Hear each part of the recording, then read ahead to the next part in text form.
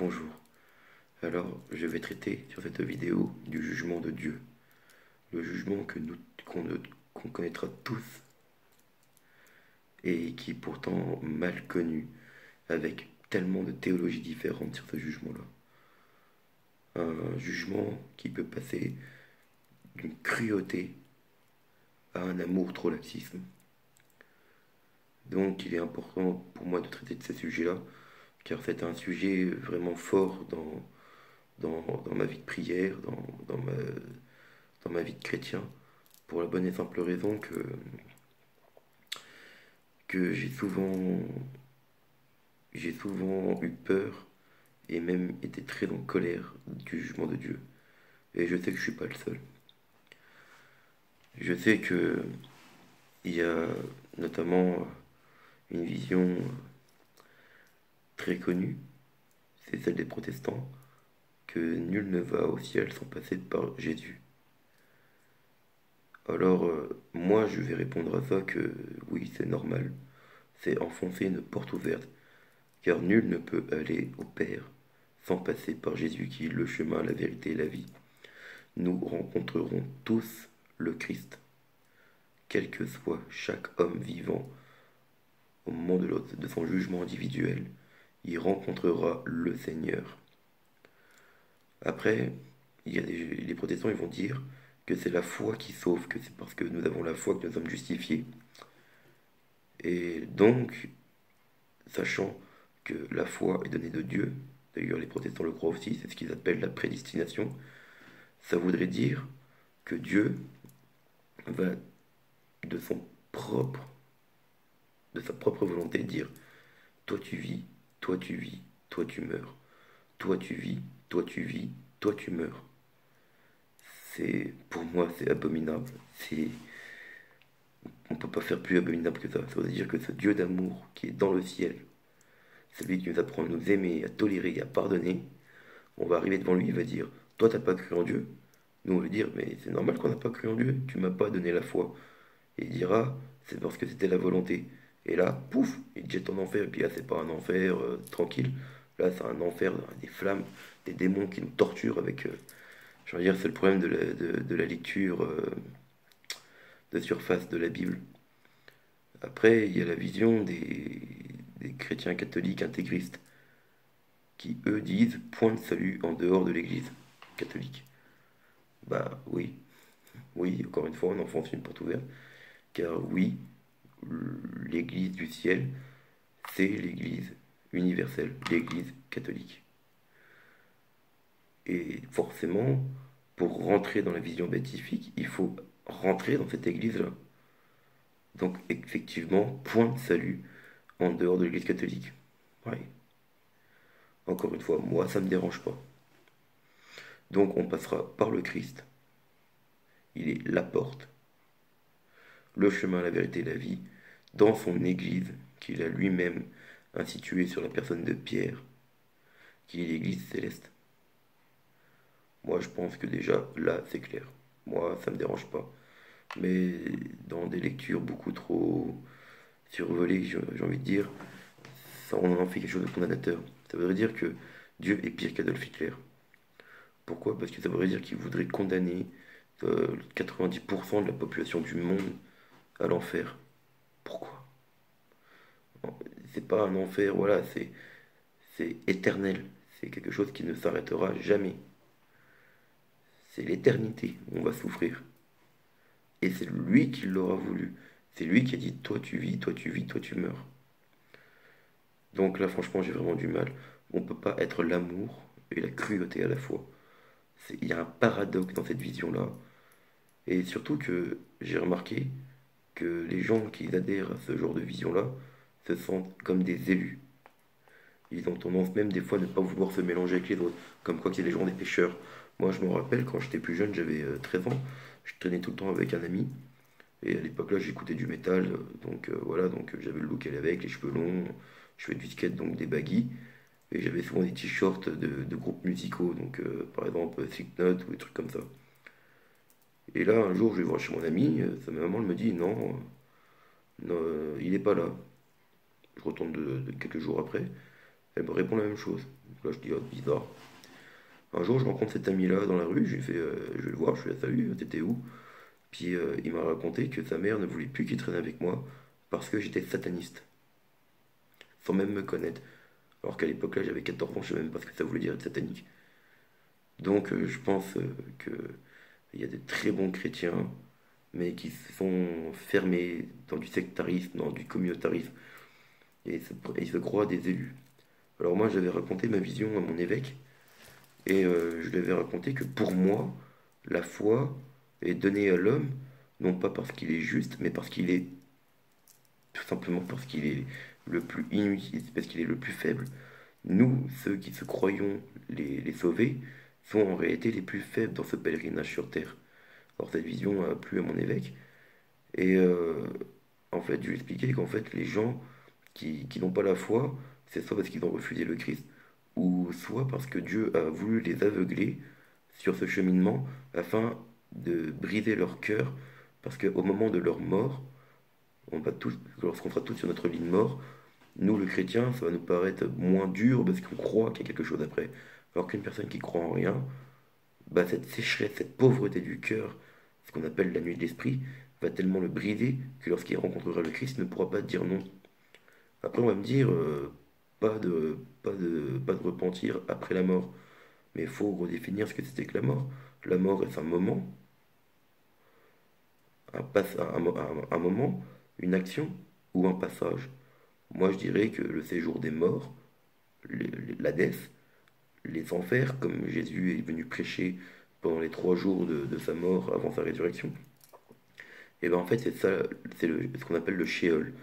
Ça veut dire qu'il y a un passage où en fait on n'est pas encore passé au jugement, qu'on est encore sur Terre, et ce passage-là, Marthe Robin, Sœur Faustine, et beaucoup en parlent, les premiers chrétiens de l'Église en parlent aussi. Et là je parle des chrétiens qui sont disciples ou disciples de disciples des apôtres. Donc là c'est quand même quelque chose, c'est des sources, faut pas avoir peur de lire, hein, c'est pas un problème. Après c'est sûr que si on veut lire en étant aveugle, on trouvera jamais les sources. Après si on compare les deux sources, moi, je vous dirais, moi, je l'ai fait personnellement à une époque où je me suis posé beaucoup de questionnements. Bah, ça m'a sauté aux yeux. Après, donc, maintenant que ça s'est parlé, il faut aussi se rappeler que la charité doit être unie à la vérité, et la vérité doit être unie à la charité. L'un va avec l'autre. Et dans le Christ, charité et vérité sont identiques. Par exemple, je vais prendre l'exemple de la femme adultère. Les Juifs ont emmené une femme adultère à Jésus pour le piéger. Parce qu'ils savaient que si Jésus l'a lapidé, il irait à l'encontre de son message d'amour. Par contre, s'il ne la lapiderait pas, eh ben, il aurait fait un grand péché par rapport à la loi et donc aurait été considéré comme un faux prophète. Alors là, c'est très explicite et c'était vraiment un piège tendu au Christ. Donc le Christ, il s'est mis à genoux, il a commencé à dessiner par terre. Moi, je pense que c'est les péchés des hommes. Et là, d'un coup, il dit que celui qui n'a jamais péché parmi vous jette la première pierre. Et là, bah, tout le monde est parti en commençant par les plus anciens. Et de là, Jésus dit, où sont tes bourreaux? Ils ne te condamnent pas. Et la femme a dit non. Et après, il lui dit, moi non plus, je ne te condamne pas. Va et ne pêche plus. Alors là, c'est quelque chose qui est vraiment... c'est quelque chose justement qui est vraiment explicite. Parce que là, il a mêlé vérité. Donc le fait d'accepter la lapidation que si la personne qui l'a lapidé n'avait jamais commis de faute, et en la pardonnant. D'ailleurs, Jésus n'a jamais eu de propos durs envers les publicains, les prostituées, tout ça. Il a eu des propos durs pour ceux qui ont de l'orgueil, tels que le pharisien, la parabole du pharisien et du publicain. Donc, Jésus dit en vérité, je vous le dis, c'est le second qui fut accepté et non le premier, car quiconque s'élèvera sera alors abaissé, et quiconque s'abaissera sera alors élevé. On voit clairement dans la Bible que Dieu a horreur de l'orgueil. D'ailleurs, le mystère même de l'iniquité, c'était l'orgueil. Lorsque Satan est venu tenter Ève en disant tu ne peux pas manger de tous les fruits du jardin, elle dit si, je peux manger tous les fruits, sauf de celui-ci. Et là, Satan lui dit C'est parce que Dieu a peur. Il dit non, c'est que si nous en mangeons, nous allons mourir. Et il dit, vous ne mourrez pas. Vous connaîtrez la différence entre le bien et le mal. Vous serez comme des dieux. Il est là le mystère de l'iniquité. Il est là l'évangile de Lucifer. C'est de vouloir nous faire croire que nous pouvons être nous-mêmes notre propre Dieu. Et Jésus le dit que le blasphème contre le Fils sera pardonné. Seul le blasphème contre l'Esprit Saint sera ni pardonné en ce monde ni dans l'autre. Ce qui d'ailleurs prouve qu'il y a un pardon possible dans l'autre monde. Maintenant, il est vraiment intéressant de regarder ce passage-là parce que qu'est-ce que c'est que le blasphème contre l'Esprit Saint et qu'est-ce que c'est que le blasphème contre le Fils? Pourquoi il n'y en a qu'un seul qui est pardonné et puis pas l'autre? Pourquoi est-ce qu'il a toujours relevé le pauvre et il a toujours eu des paroles difficiles envers les pécheurs? Pourquoi est-ce que le mystère de l'iniquité, c'est le mystère de l'orgueil? Donc c'est ça pour moi la grande question et c'est pour moi la clé pour comprendre le jugement individuel de Dieu. Et si j'ai commencé par là, c'est parce que donc justement je vais vous raconter maintenant mes questionnements et les doutes que j'ai eus. Donc j'ai longuement eu peur de ce jugement-là parce que je ne le comprenais pas. Ayant étudié donc les mystiques comme Saint Marthe Robin ou Sainte Faustine, j'ai vraiment aimé ce fait que c'est l'homme qui choisit de s'éloigner de Dieu ou de rester près de Dieu. Donc en fait, l'enfer, d'après ces mystiques-là, ce n'est pas un four de feu qui nous brûle, mais en fait c'est l'enfer du cœur, le feu du renfermement. C'est quand en pleine conscience, lorsque nous serons libérés, que nous serons libérés de toutes nos faiblesses, que nous aurons toute la conscience, on sera face au Christ et on dira, je me fous de toi, je suis très bien tout seul comme mon propre Dieu. Alors là, on fait un blasphème contre l'Esprit Saint. Non pas que Dieu ne veut pas nous pardonner, c'est parce que nous-mêmes nous refusons le pardon. Mais ça s'opposait, car il y a un verset dans la Bible qui dit que nul ne se jugera lui-même, car si l'homme se jugerait lui-même, nul ne serait condamné. Alors là, c'était en opposition complètement avec les deux visions. Alors je me suis dit, soit Dieu, bah, c'est un dictateur, soit la Bible est mensongère, soit j'ai raison mais que je la comprends pas. Alors là, j'ai eu un grand moment de doute, au moins 1 ou 2 semaines. J'en ai parlé avec une sœur en Christ et donc ces doutes-là l'ont un peu secoué aussi. Et là, tout d'un coup, j'ai eu une lumière, une paix dans l'âme, et j'ai eu un verset qui m'est venu en tête. J'ai dû, il faut savoir que euh, Pierre a renié 3 fois le Christ, et là Jésus dit, Pierre, m'aimes-tu plus que ceci? Enfin, Simon, m'aimes-tu plus que ceci? Simon répond, oui Seigneur, tu sais que je t'aime. Il lui dit, c'est bien fait paître mes brebis. Simon, m'aimes-tu? Simon lui répond, oui Seigneur, tu sais que je t'aime. C'est bien, sois le pasteur de mes brebis. Simon, m'aimes-tu? Et là Simon comprit, il eut le cœur gros et dit, Seigneur, toi qui sais tout, tu sais que je t'aime. Et là j'ai tout compris. C'est pas Dieu qui nous condamne, ce n'est pas nous-mêmes qui nous jugeons, mais c'est l'amour et l'abaissement. C'est qu'en fait c'est par l'amour que Dieu a purifié le cœur de Pierre de son péché. Il est là le jugement de Dieu.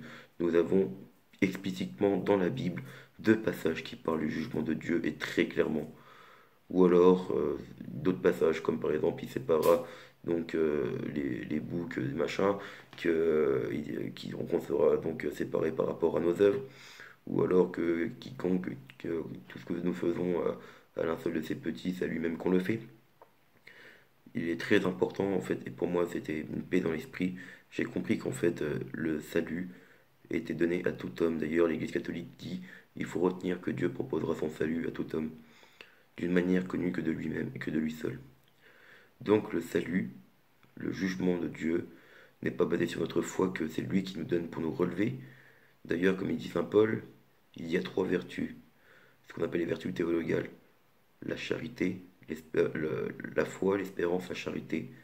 Mais la foi n'aura plus lieu lorsqu'on sera en face à face avec le Christ parce qu'on le saura, comme A plus B. Nous serons l'espérance plus besoin car on y sera. Il ne demeurera plus que la charité.